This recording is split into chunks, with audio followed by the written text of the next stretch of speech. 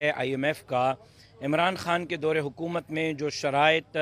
इमरान ख़ान की हुकूमत ने की, असद उमर को लाए वो नाकाम हुआ, इम्पोर्टेड वज़रा बाहर से लाए वो नाकाम हुए, उन्होंने स्टेट बैंक को गिरवी रखा, IMF के शराइत को कबूल किया, जाते जाते ख़जाने में पैसे नहीं थे, पेट्रोल पर रिलीफ दे के गए। और यकीनन ये तमाम चीज़ें इमरान ख़ान तय कर चुके थे IMF के साथ कि पाकिस्तान में पेट्रोल को 200 रुपये तक महंगा करना है। ख़ान साहब की नाकाम पॉलिसियों को कौम भुगत रही है और हम इस कोशिश में हैं, हमारी हुकूमत इस कोशिश में है कि किसी तरीके से इन तमाम चीज़ों पर हम कंट्रोल कर सकें, मुल्क के अंदर कुछ पैसा ला सकें। बरादर जो हमारे मुल्क हैं उनसे बातचीत चल रही है और मैं उम्मीद करता हूँ कि थोड़े वक्त के अंदर ये इमरान ख़ान की 3.5 साल की जो तबाहकारियाँ कौम भुगत रही है इससे हमें निजात मिलेगी। बहरहाल मैं समझता हूँ कि इमरान ख़ान आपने मुल्क को बहुत ही ऐसे दोराहे पर पहुंचा दिया है कि शायद आने वाले 30 साल तक कौम आपके पॉलिसियों का खमियाजा भुगते।